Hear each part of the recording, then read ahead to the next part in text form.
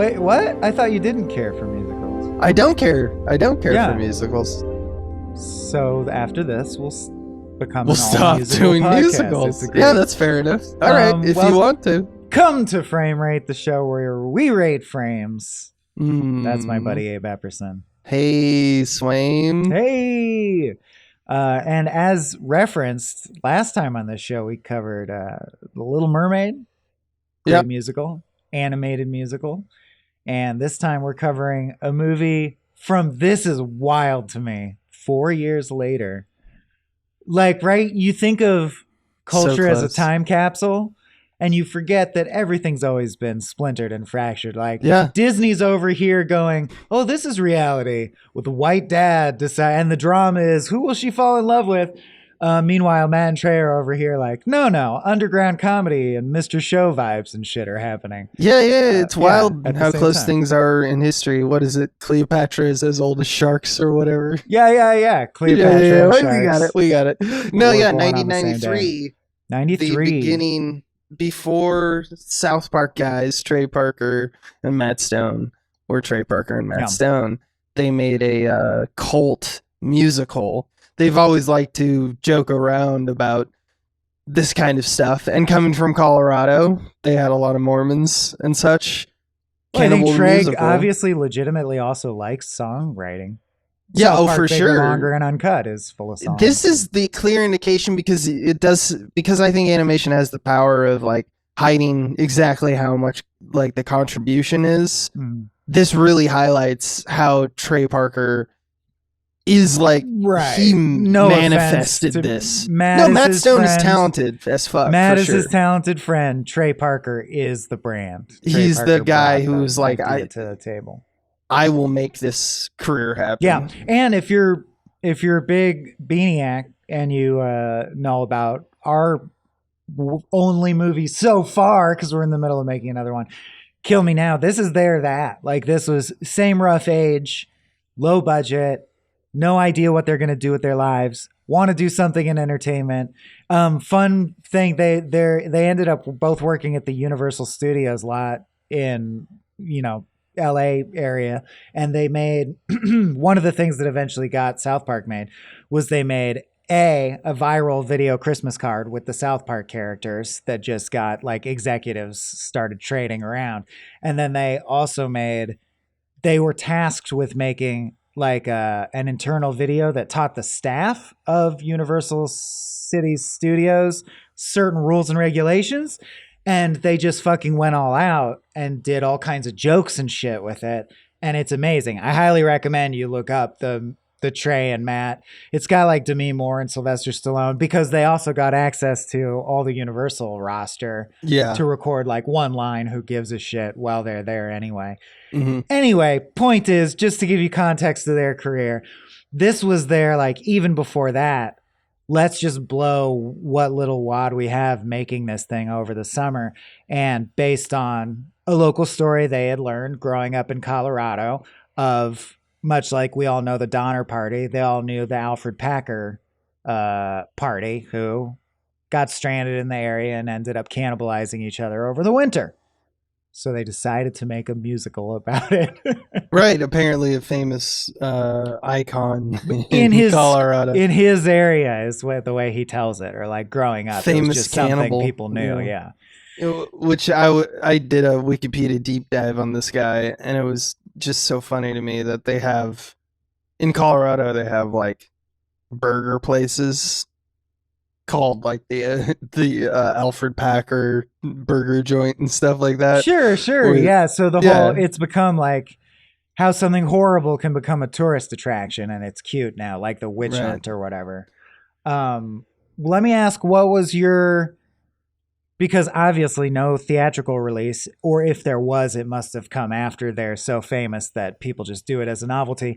How did you chance upon this movie? What age? Like, take me back to your first. Yeah, this must have been in college when I got into the like alt comedy game, like just someone had the DVD and they were like, South Park, one of the biggest formative Gen X kind of works of art, or Gen X and millennial generation. And just kind of I think it was like the MQ crowd, honestly. Like the crowd that you and I were, found each other at UCSD. I know that it was that time for me, so it might have been the same instance. But I can't remember like who showed it to me. It was I forget who, but I remember that it was brought up in a conversation circle because maybe you, because that's how memory works. It could easily have been you or someone else we know. But we were talking about Wizard People Do Raiders, which was a huge thing in our group at the time. And it was Rolodex along with that. Someone was like, well, I thereby present, if you like that and you like South Park, did you know they did this? And what I realized at the time was, so my dad, I credit with a lot of my pop culture knowledge because he drilled it into us. But when it comes to like the thing that's kind of become my special beat in our group of ex-Cracks people, which is weird, upsetting, Greasy Strangler type movies.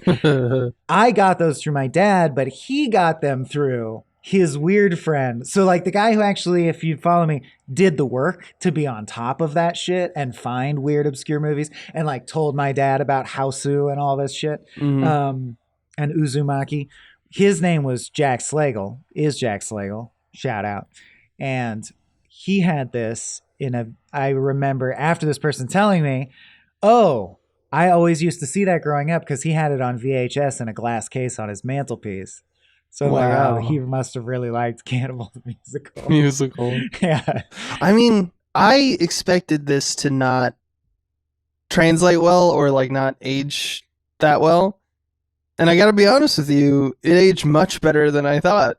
Like this is still pretty funny, dude. No, very. I think that I think Matt and Trey are good at workmen, meaning like when we talk about John Carpenter as a comedian, I see that in them. They know how jokes work. They don't reach for incredibly complex, over clever jokes like say Arrested Development or what have you, but they understand how jokes work. They hit dingers every time. They get what's funny. I think I just get tired of them because they make thousands and thousands of hours. Like it's just that's enough South Park at a certain point, and that's not their fault. But that's enough. But that doesn't make. But Cannibal the Musical super holds up. They just instinctually you can see it in like all the comedic instincts are so visible from so early. Like, and while this movie is super rough, it's super like student movie. Cartman's voice even appears. The scene work is clunky, like in terms of like the writer, like Trey Parker writing down like what's the next scene. Like it's a little clunky and a little slow and over explains itself and stuff like that. But every time there's a solid functionally like joke to a scene and there's multiple iterations of the joke in the scene. High jokes per minute.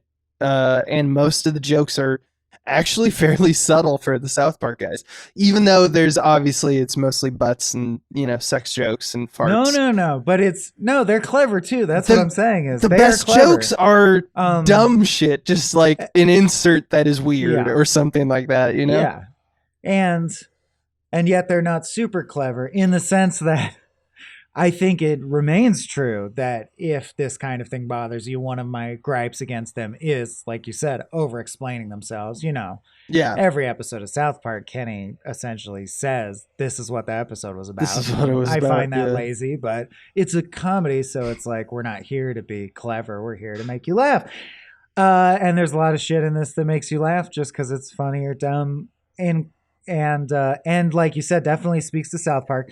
You hear Cartman's voice from off camera at one point. Yeah. I'm trying to Rolodex the stuff that was super, super South Parky. Oh, the one that really stood out to me is you and I always talk about how South Park kind of owns the wide shot of the crowd where everyone's going rabble, rabble, and you hear some random nonsense and you can't even tell if someone's mouth moved to match it or it was just dubbed in. Like you just hear some bullshit. They're all over that already. Already they know there's that multiple that's funny. Things that are just in the first few minutes they're describing some horrible cannibalism thing, and it cuts to a shot of the whole jury in The court, crowd, yeah. and someone you can't see from off camera goes, "Oh, gross." Gross. Oh, it's Well, and they all it's- go rabble, rabble, rabble, rabble. But it's so funny that, like, because I thought I wrote down a similar kind of, but completely different instance, and it's completely different contextually, and it's the same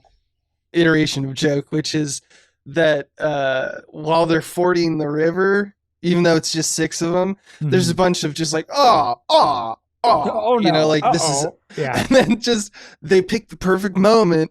And it's just off screen because they like cut to, you know, different people, and just someone says, "Oh, it sucks." Oh, this sucks. Yeah. It's just a really funny, like, yeah, I get it. I get that what's you trying to do? You're trying to say it sucks.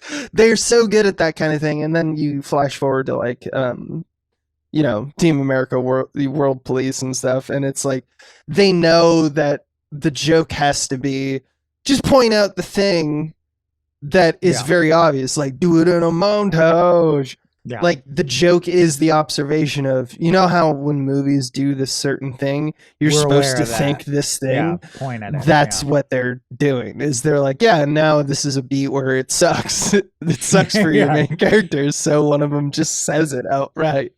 And that's, I think, the crowd walla. Like, and they do all kinds of jokes that make me feel connected to them in a kinship way, because I'm like, that is a college age joke. Like, you know, Trey credits himself in the credits as Juan Schwartz. I'm like, yeah, that's the age where you're like, I want to be a funny name, like make me a funny. We had a sketch where I was credited as Rod Tootsmell, and I loved it so much. It's like you get that out of your system, and then you're like, yeah, joke credits. That's fine. You got to do a few of those so you feel like you've done it, and then you're like, all right, I did it. And but then they have stuff where I'm like, okay, that would stand at any time in your career in anything. For example, speaking of, way before Frozen, this is the original movie that has a song about how we should let's build a snowman. And the fucking they cut to him, and he's standing in the hole that he dug to build the snowman, to dig the snow out, and he starts tap dancing, and it makes tap dancing noises. Slushing sounds. No, it makes good tapping sounds. But and like, slushing sounds. Yeah, along with because it. But later, it's impossible. That's the amazing callback, is the perfect amount of time later, like 25 minutes later, they're all turning on each other, about to kill each other, and Matt goes, wait a minute, you guys, I just thought of something. How come when Swan was in the snow, it made tapping noises? So they're like, that doesn't make any fucking sense, does it? Yeah.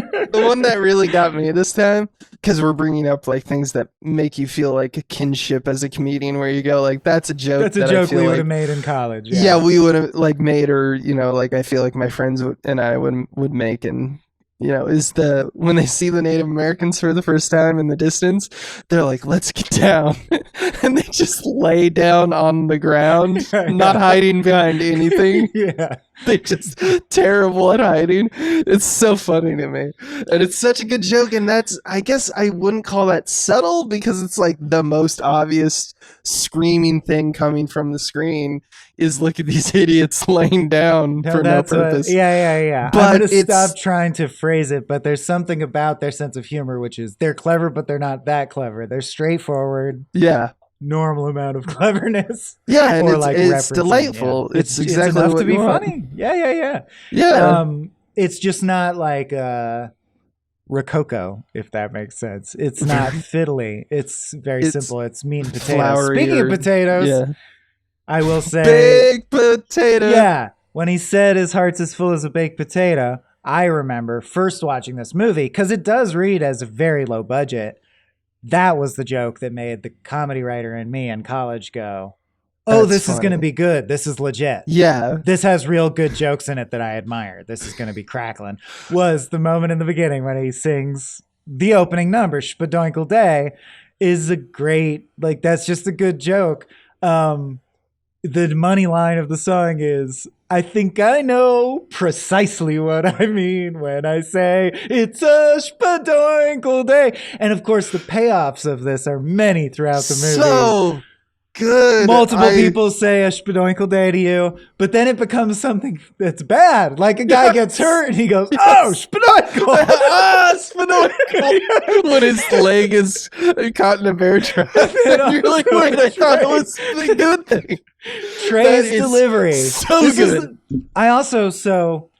I've made no bones about someone I don't like is Seth MacFarlane. And that's not to say that Family Guy doesn't ever make me laugh. It does. Mm-hmm. I just find it soulless and mean and heartless in a way that actually makes me dislike him. Like I have a chip on my shoulder against him. So I don't like the Orville. I don't like, this is where I'm heading with it, Million Ways to Die in the West. Right. And I feel like this movie is the spiritual twin of that movie. If Million Ways to Die in the West was like a smarmy guy being like, look at all these funny jokes I'm going to make about the West. And this has the joy of like a scrappy team of friends who are like, do you like it? We tried our best. And to me, that's always going to win me over. Like so much harder. It seems more Whereas Seth authentic, MacFarlane's like, sure. I got Liam Neeson. And I'm like, all right.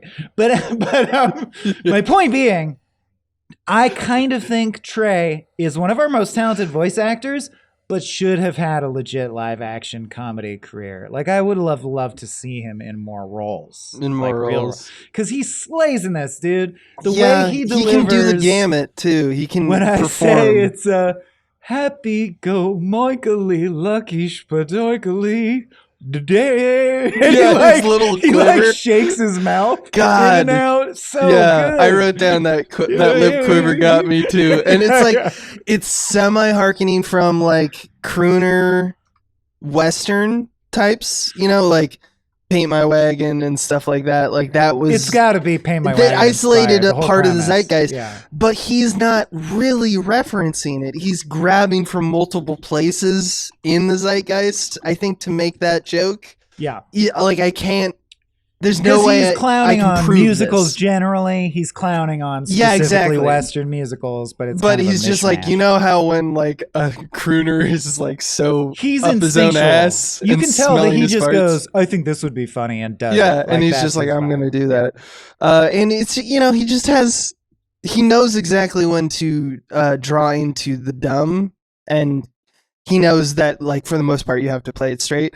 Like one of the it's dynamics for me in comedy always. Like you got to space out your jokes. Like I love jokes per minute. I love like things like 30 Rock where it's like, you know, a live action cartoon. But like sometimes when you haven't done a joke forever, doing the perfect time for a dumb joke is like as satisfying as the joke itself can be. Like the one that I thought of is that there hadn't been a joke for a while, and then because it was like it's the Dark Knight of the Soul era of the screenplay, and he goes to the bar and he's already all of his friends are dead, and the trappers come up and they're like, "Oh, you having a drinky poo?" And he's like, "I ain't having a drinky poo. Leave me alone." Yeah, it's just weirdly awkwardly like delivered. Just choosing to make way. it drinky poo is just like that's all he did there. But it's knowing instinctually when to like activate the joke. Well, so that's another interesting thing is I think I comedy snobbed a little about Matt and Trey and South Park generally and their whole vibe when they were first coming into the zeitgeist, because my gold standard is and shall be, I think because I have ADD, but just because my brain goes fast, Marx Brothers, Simpsons, Arrested Development. My exact cup of tea is how many jokes can we cram in per square inch? And it cracked. A lot of the writers were like that. And we would often think whoever crammed in the most punchlines per square inch won the sketch or whatever, if you will. Like that was the most divine goal. And Matt and Trey don't do that. They don't feel rushed. They'll like have a whole monologue with one joke at the end. And I used to think, like look down on that, and now I don't. It's just a different dynamic and a different rhythm. And when they do hit a joke, it hits even harder. It's actually very valuable for the stuff they kind of do because it makes it a little bit more accessible. There is sometimes that I'm like, it could have been though. Like the glaring one for me in this movie is that every song is has a premise joke, right?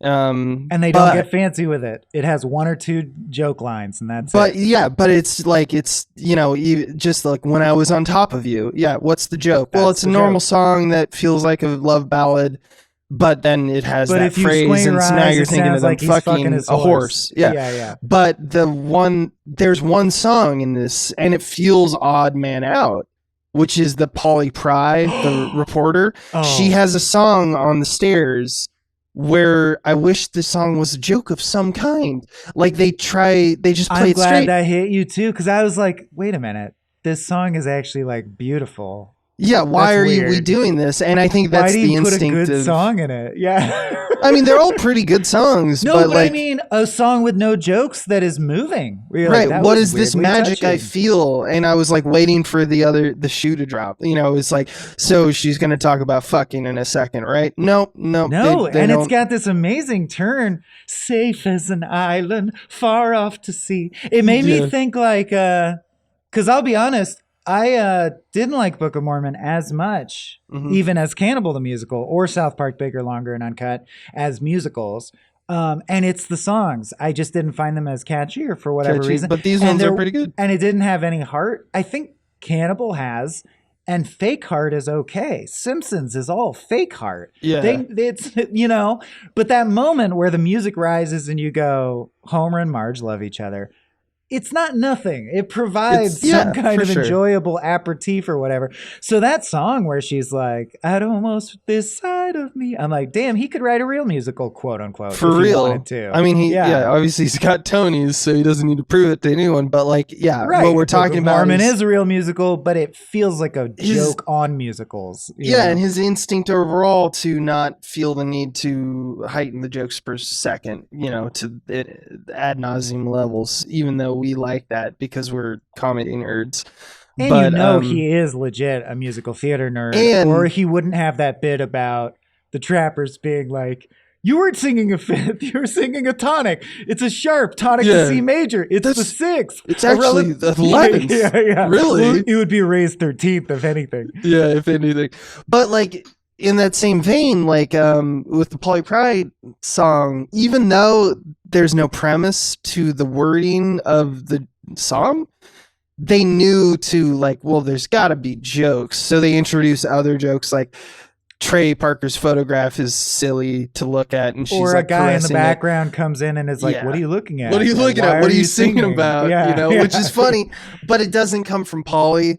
And I think that also comes from like it's so clear when you look at like Team America or even Orgasmo and stuff like that. Like they're trying to draw in a I would argue it's much akin to Mel Brooks. The 80s and 90s comedies would do this in mass, where they would be like, relationships and love is not funny. We just play it straight in our raunchy comedy or whatnot. Oh, and that dates all the way back to that used to be right. The studio in the 30s or whatever would be Right. like, it's two parts, you know, jokes, and then we need the love plot. So we We got need the our love plot. starlet. So you well, like, keep 'em it was just a separated. math equation. They would just cram the scenes in and keep them fully separate. Which- yeah. Which is like, that feels so archaic in, you know, 2020, just because comedy changes so fast. And it's not like I'm frowning. I'm looking at them like this. I do see it as a missed opportunity because there's so many ways you can make a relationship. You can make two freaks just as easy as you can make one freak, you know, so you don't need to have, you know, this, you know, what do we call in 80s and 90s male protagonists in comedy films, like sensitive perverts, you know, like you have that, and then you have just straight women who are just a normal human who maybe are often clumsy, you know, like the Harold Ramis your method. Amy's, But like, Futurama, but when you get to it, you can totally, you just make them both freaks. It's funnier. And they have no interest in that because I think that they are more genre chameleons and regurgitation monsters.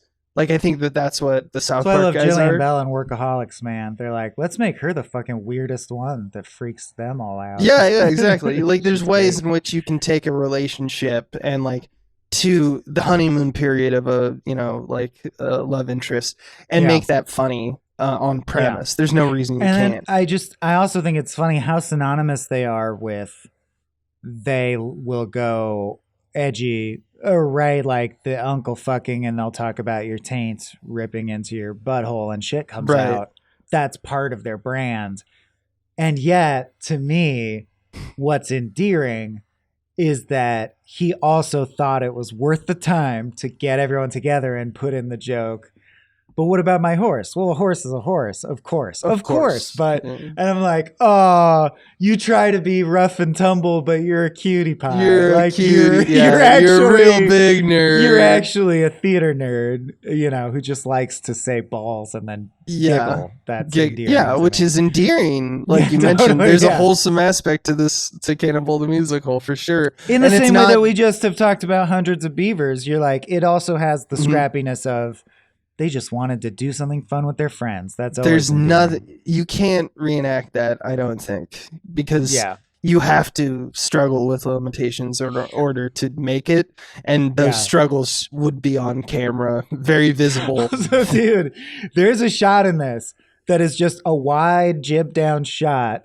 of a bunch of cowboys around the campfire giggling and rolling around and patting their tummies happily. And I'm like, That's great. Just an iconic comedy image. Yeah. That could be like a Far Side comic, or like, how come there's never, just the idea of cowboys out on the prairie at night around the campfire, giggling and rolling around. It's so fucking funny.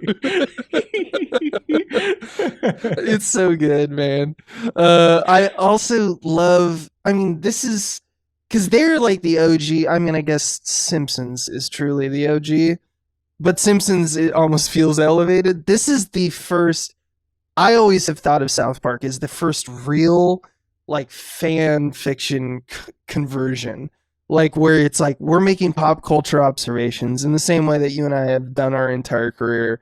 And it almost comes from this place of, like, you're being real with the audience when you're creating your thing, and you're going, like, but really, like, this is what movies do, or this is like self-aware in that way. I do love that they don't shy away from it.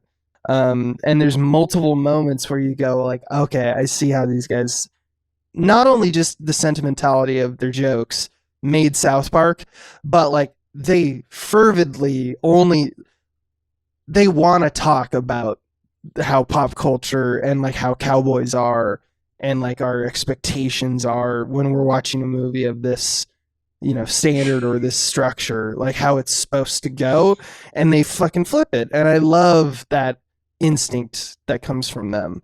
I think that that's not something that we have as much anymore. Yeah.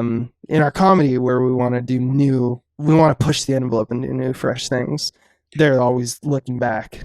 And another hallmark of, groups with this resource level at this time in their lives and careers that I think, like those Armed Muskets also had, is not, you have whoever you have around, and it doesn't even matter that some of the people are not quote unquote technically the best actors, because you can tell that they are giving you what you actually need, which is that they want the thing to succeed and they're trying hard. And that can go in comedy. That goes farther than Ask Tim and Eric. Like a non-actor whose game is just as funny as a very skilled comedy actor, often in the right context. So like, for example, the third trapper, the tall one, who says like, I'm the meanest guy around, second meanest. He can't sing or act naturally. And I love him. Like he's great. He's precious. I'm rooting for him all the way through, and I laugh at his jokes. Is he the one who has on the back of his jacket just the word trappers? Trappers, yeah, he's part of the trappers. Yeah, it's just funny. It's like Frenchy Calazan, Warriors-esque gang that they're farming. Yeah, it's just very cute. I do think it's weird, or it must be mentioned, especially since we just covered Little Mermaid, which is the logic is kind of male gaze problematic in the sense that, I don't know if you've read into it, but he says he made this movie loosely about a breakup he had just had. His ex-fiance who cheated on him. His ex-fiance cheated on him, and she's represented by his horse. And at the end of the movie, the basic lesson is, fuck that horse. She's no good. You didn't need her anyway. Which I just do think is a very like early 20s take on a relationship. You're like processing a breakup and you're like, she'll be a horse that I get over. Fuck her. Yeah, no, it actually turns into a property discussion where he's like, do you want a horse? And he looks over to the chief. I'm like, if this is a metaphor for your ex, it's weird that she is your property, but okay, weird metaphor. And I actually like the beat where the chief of the tribe is like, pulls out his katana and it's immediately like, oh, that guy is clearly going to eat that horse. Oh, yeah. Okay, so I wanted to ask, by your current and ever evolving level of empathy and attempting to be a good guy, but also wanting jokes to be allowed. Because, they'll do it again in South Park with the shitty walk guys. Is the joke where all the Native Americans are Japanese people allowed? Is that racist or not? Is it still funny to you? Does it make you cringe? So like Team America, they love this joke. Yeah. That, the South Park guys have gotten dinged for this. And I think justifiably. If you haven't seen it, all the Native Americans they meet are played by Japanese twinks, essentially. But to me, this is exactly like I fervently support this. I'm like, if you have a problem with this one, I'm pretty sure you're losing the sauce here, because like this is, to me, peak allyship in this regard, because it's clearly where it comes from is. It's clearly Japanese students that they know speaking Japanese, holding katanas. It's all very obvious. And I think this is fucking hilarious because it's American movies and TV obviously would have unapologetically race bend Native Americans throughout history, right? Like Asian, Latino, or even white people, actors, a lot of Mexican actors play indigenous Americans. Yeah. And the overtly bad exaggeration of this, of course, we're Indians. We have teepees. That is nodding to that directly. One of the chief's deliveries I think about all the time in life is 10 days ago, a group of assholes like yourselves. Yeah. I love that. And I think that that's completely different from City Walk, because that's like a white guy just doing an Asian accent. An Asian accent. Right. Shitty Walk is totally different because it is a white guy doing the voice. Definitely. Yeah, this is completely different in my mind, and it totally nails it because it's making fun of in the exact same way that it's like doing the crooner thing with his like his mouth quivering. Well, it's also like saying solving the problem. Look how dumb we were to didn't do have this access shit. to a bunch of native actors. Clearly, being in college in Colorado. And I think the chief, the guy who plays the chief, is also an Orgasmo. And like it's like not just some guy; it's like a friend of theirs. Yeah, I love the. They're also great at callbacks, which is I'm a sucker for callbacks. I try to use callbacks to great effect. I think they're a very powerful tool, and they have some really good ones. Fudge Packer obviously is well built, but I think the underrated one is how Frenchie Cowazon says, "What are you going to do if you run into engines or the Cyclops?" And you're like, haha, funny one-off joke. He thinks there's a Cyclops. And then as they're leaving the tribe, the chief goes, okay, watch out for Cyclops. You're like, wait, there is a Cyclops. Then they meet the Cyclops. And they aren't even listening. It's just one of those things where it's like, oh yeah, we forgot to do this beat, so we'll just shoehorn it into another scene. It's great. I love that joke. That joke is fucking fantastic. And I love when I love the Frenchie the Trapper is fantastic. Frenchie Cowazon is a treasure. It's so funny when he's like, when they do their thing about how they love trapping and they're very good at trapping as a flex. And he just loves killing animals and blood and shit. And at the end, he goes like, they're like, we don't like all of that. Like what you just sang. We don't that like was all it. gross. That was all gross and horrible. He's like, well, fuck you. And then there's this silence. And then he goes, well, get out of my personal space. And then the party just kind of walks away slowly. It's just this wonderful moment where it's like, ah, man, exits and entrances, if you make them awkward, can be the funniest thing in the world to me. Oh It's my the same God. thing as like laying down, get down. Well, there's an awkward exit in this that is a legit outtake that is famously, to cult movie buffs, one of the funniest things, and it's quite clearly just an outtake. The sheriff in the town goes, "I'll see you at sunrise." You know what they say about sunrise. Then you can see, which is what is really happening. The He actor has forget no his line, follow through. try to think of it, can't think of it, just nods curtly and wanders off. And they're like, "Well, And were they're you? just like, yep, You're that's using it." that take. We're using that." Yeah. That's It's funnier so than good. whatever fucking joke we wrote. Oh man, I think that Cowbell They're- solo. their true strength is, I mean, it's the songs. They've always been really good at songs.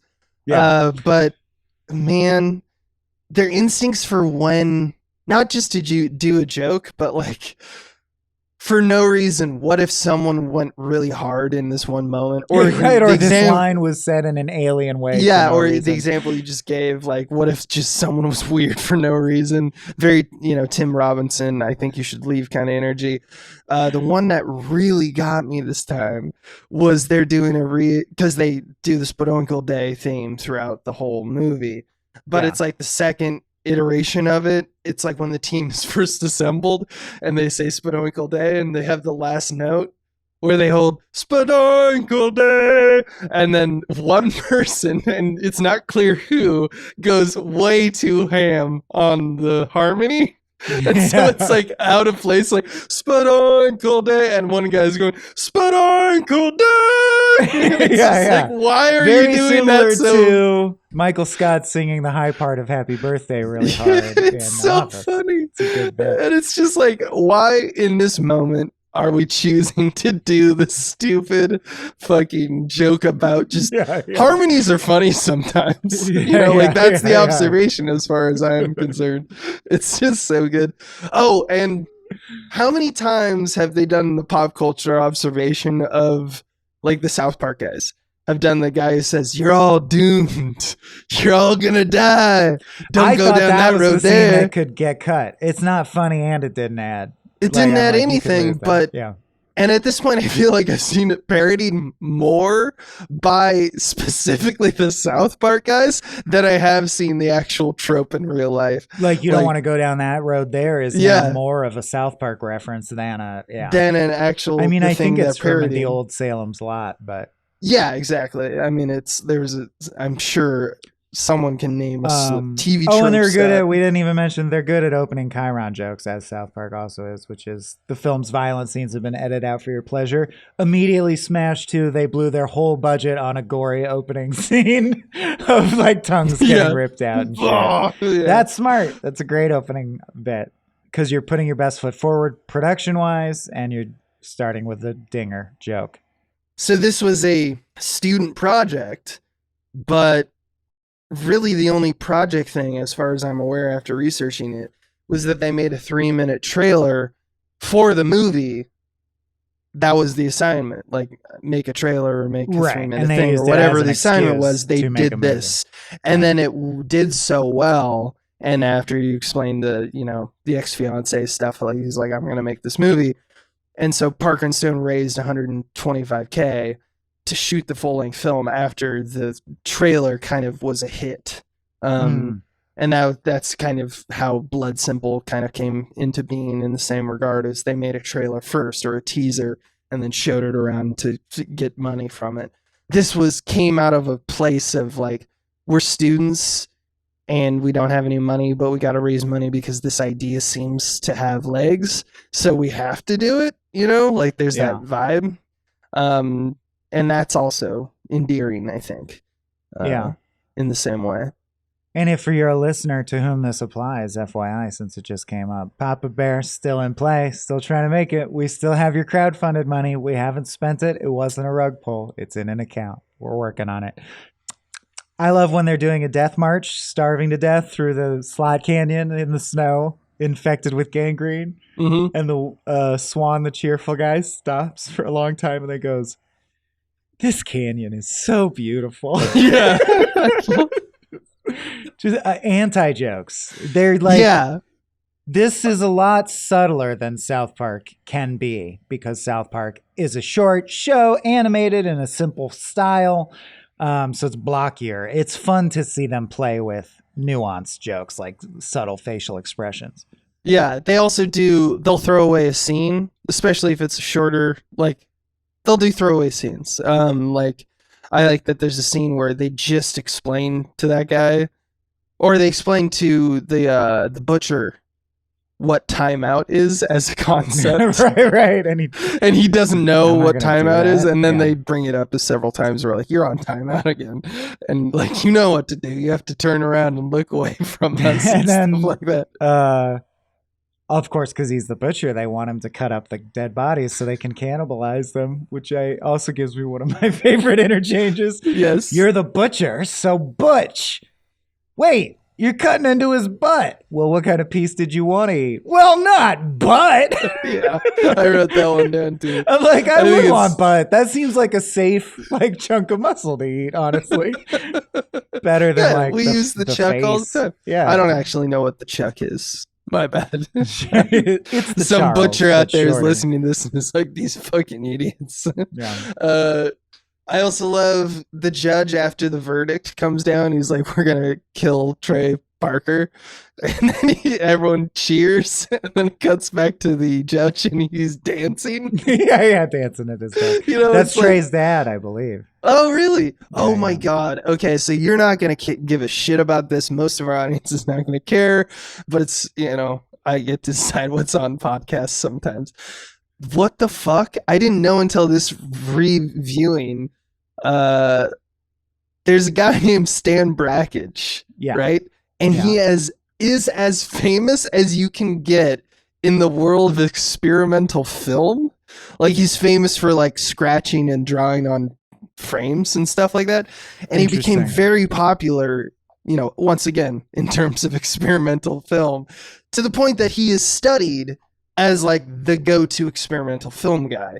Obviously you have like Uncien Angelou and stuff like that, and you have like, Salvador But Dali, he's the big but contemporary. contemporary, modern. And he's Mr. Noon in this, right? Yeah, and he's in the movie, and I was like, what? Was that fucking Stan Brakhage? How do they know him? Or Because why? I didn't How know did who that he was happen? the first time I Yeah. watched this, and apparently, he was one of their film professors at Colorado. Oh, sure. And he's like, yeah, I'll be in And it. he was Yeah. in it, and I was like, that is crazy that Stan Brakhage This has his grace or his seal of approval or whatever. Yeah. like informed the thought processes of the South Park guys is Yeah, not yeah, a connection that I would have actually Yeah. pointed out.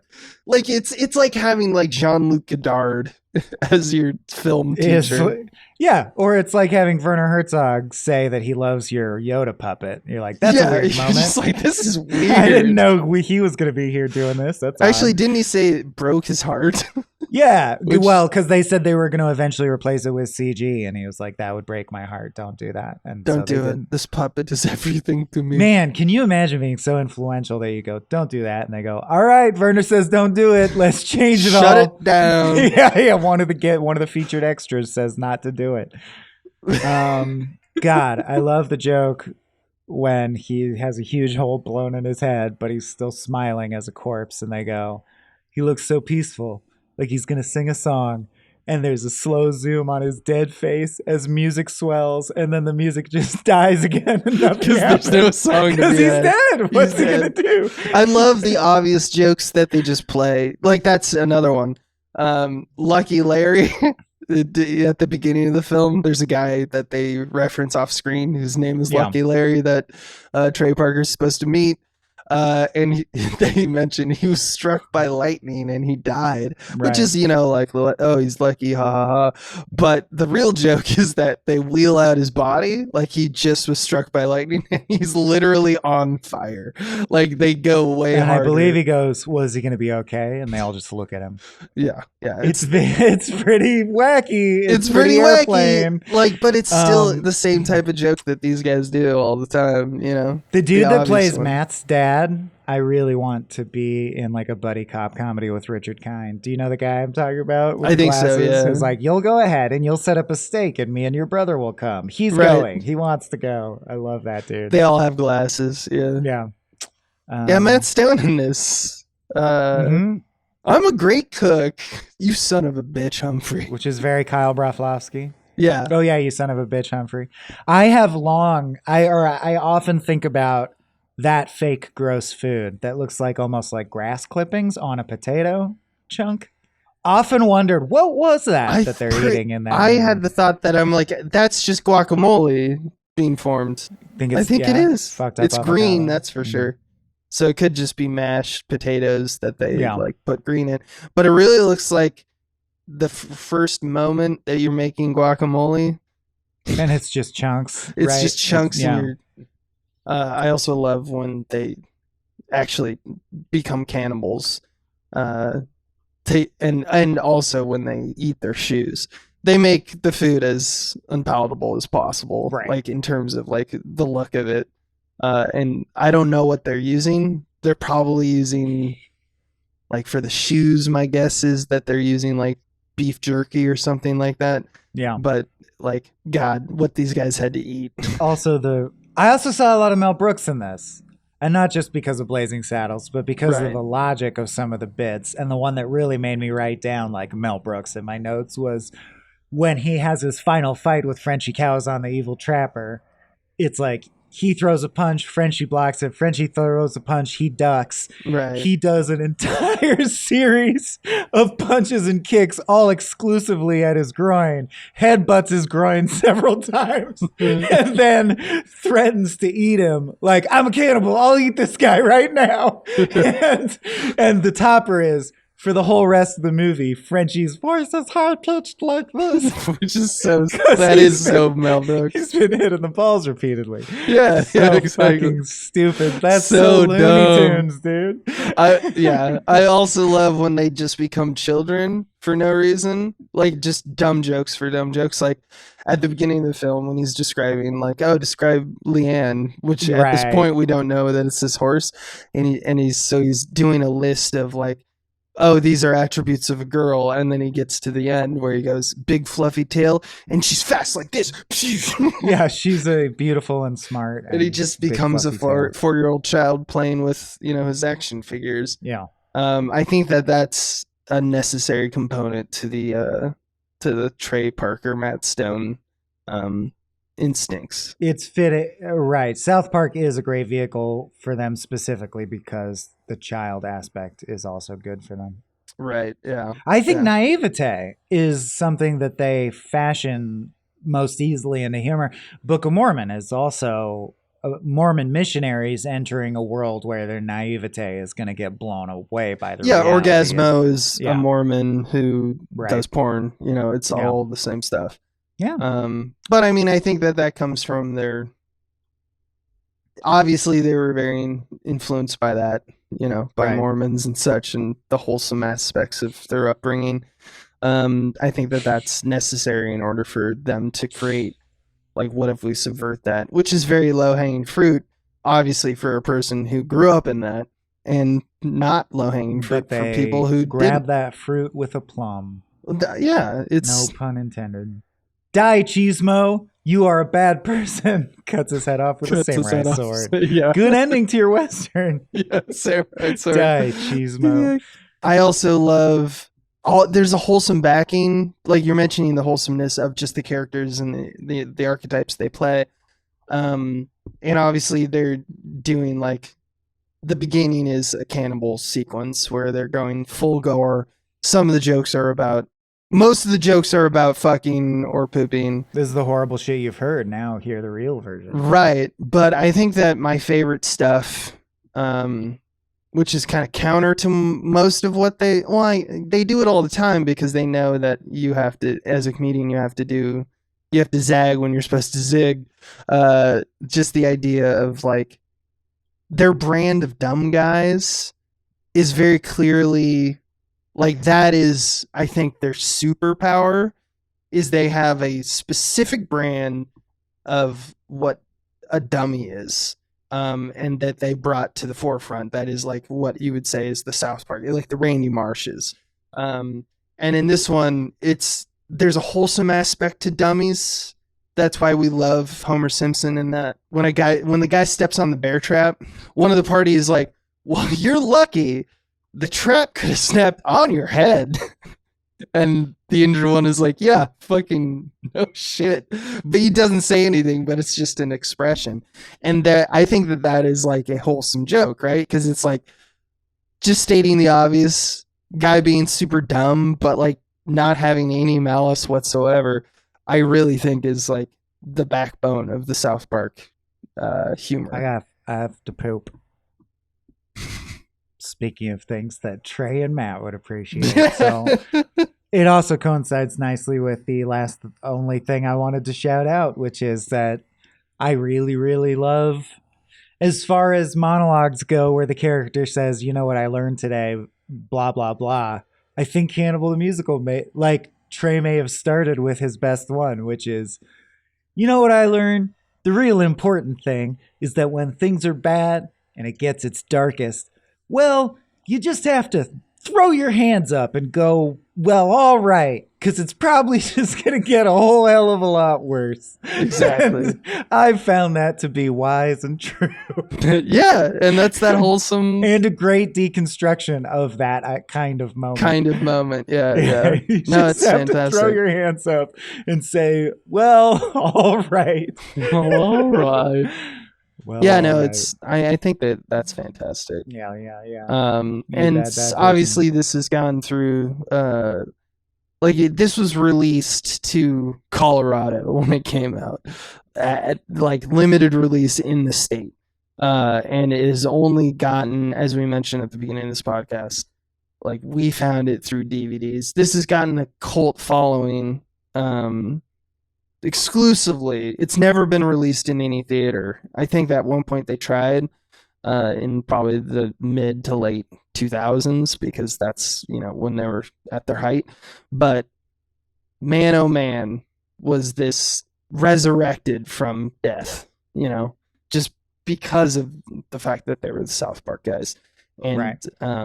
It's wild to think about how many movies other creators have done this kind of thing, and it's not nearly as good. You go, like, you can see their Everybody go on. watch Freaked, directed by Alex Winter, starring Keanu Reeves. I think that's a different thing, because that's just, a maniac. It lost its distribution path. It never came out in theaters. That is why people don't know that's like a real movie, though.